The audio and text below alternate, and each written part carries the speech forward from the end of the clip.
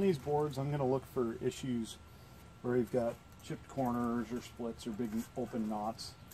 And I'm going to pick the side that's more pleasing aesthetically, and I'll put that as the outside face. So like I said, I modified these stringers by cutting 1.5 inches off here so I could add this board here. Now, because I'm modifying it kind of on the fly, it's not going to be perfect. There's going to be an unseen gap back here once everything's said and done. The only place you'll be able to see it is off to the side here, but we'll make it work. So as you can see, this lines up with my post, which is what I wanted. That allows me to put my stringer into the side of it, secure it that way also. But when I put my actual stair treads down, they're actually going to be spaced more like this because I want them to the outside face of this 4x4 post. That makes it an issue in that this side is now too long, it sticks out too close to the house. So I need to say, okay, I probably need to cut off a minimum 3.5 inches because of 4x4, but probably more like 3 3/4 inches because this post base is slightly larger than 3.5 inches. I'd probably say it's more like 3 3/4 just because the steel's folded. But, you know, it is right at 3.5, so my assumption wasn't quite right. So we'll take 3.5 inches off the end of this. That way everything lines up on the right or the left side and the right side. So I'll take care of that real quick and we'll be back. So I now have this first riser 2x6 cut down 3.5 inches lengthwise. So I will go ahead and I will install it so that the top of it is flush with my stringers and then spaced out, and we'll get them all lined up so they're looking good. Wood right now has a little bit of a bow or twist or memory to it, which will settle out and flatten out here over time as gravity and water and humidity take effect on it. Get our fancy screws and start installing this.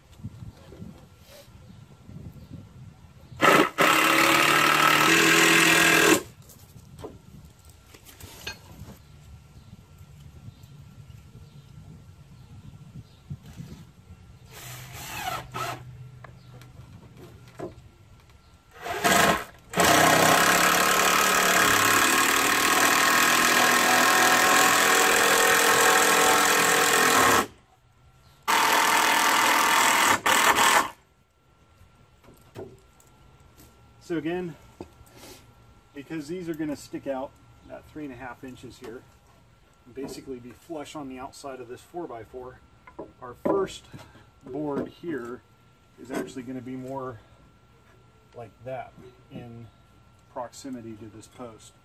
So we can cut that and hold off on installing it until we get our 4x4 in. But we can actually install our second one. So we'll just kind of lay that in place. Again, we'll kind of look over this one. It's got a bit blowout there, so I think we'll install it this way. Here, like I said, it's not fantastic that I modified it mid-fly and didn't build this 100% the way I wanted to, but I'm not going to be too upset about it. Again, just a back set of stairs, 11 inches on our run, so get a bit of a gap in between. Looking pretty good. So I'm going to pin it down on one side and then we'll measure on this side over here.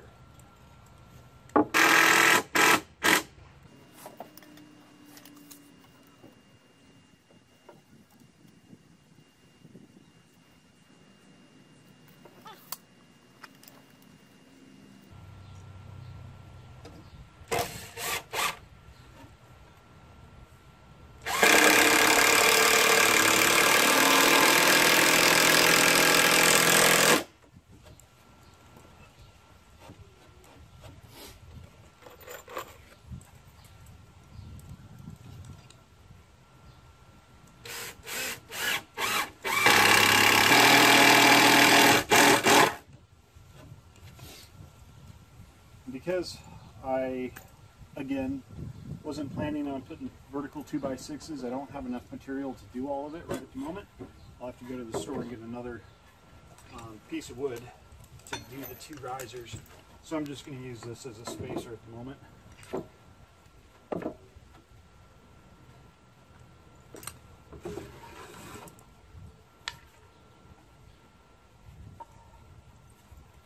think I like it this way.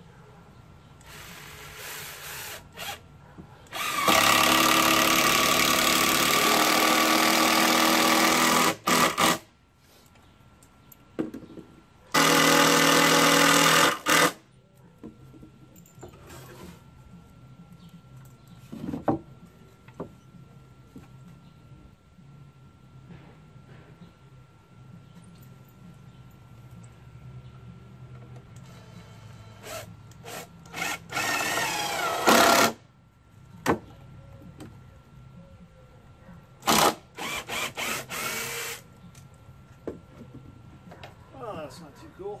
It snapped off.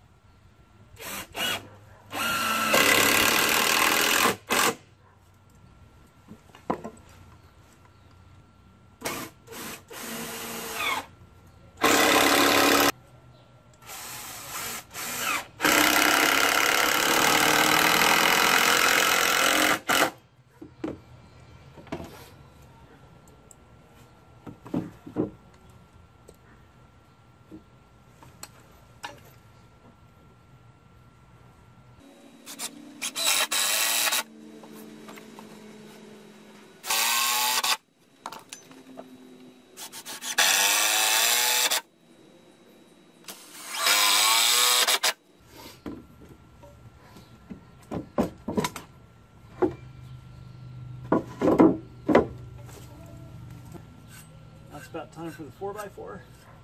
So we'll set that until I get the last boards for the risers and the treads. I'm going to move on to the handrail now. So what I'm going to do is it's going to be a 42 inch to the very top of the handrail, which might be a little bit higher than most people would do for residential type stuff and a little patio like this, but it is, I guess, for me, I consider it a good height because that's OSHA standard for top rail on a guardrail. So what I did is I measured off the very nose of the step and I went up 42 inches, very nose of the step, 42 inches, and then over on the house where I'm going to tie it in, I also did it 42 inches. So these are going to be coming down at an angle, and what I will probably do is I will cut this one 1.5 inches lower so I can have my top rail come across flat, and then I will miter cut this one here coming down. So this will be cut 1.5 inches down but up at an angle so it intersects that one.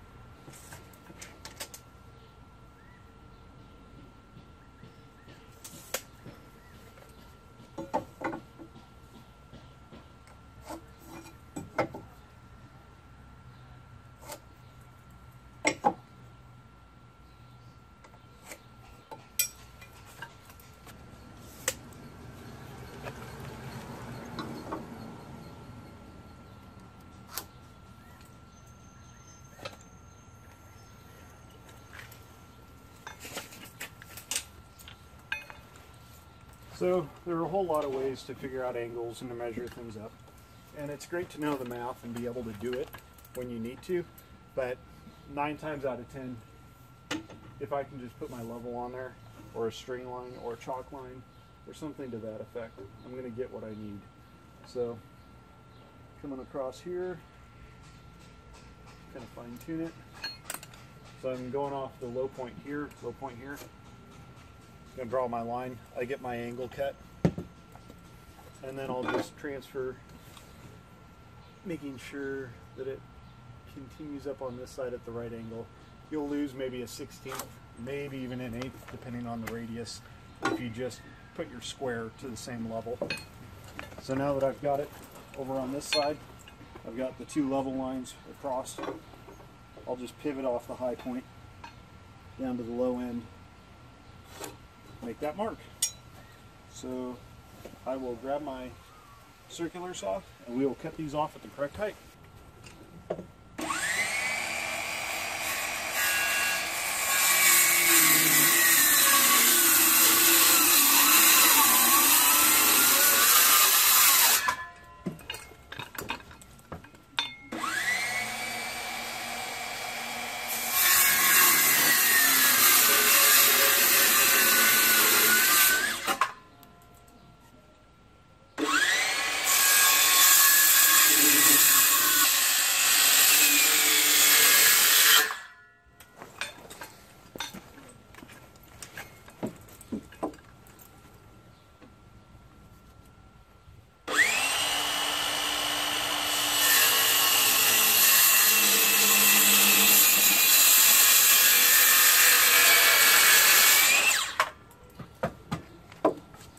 Alright, cut the height.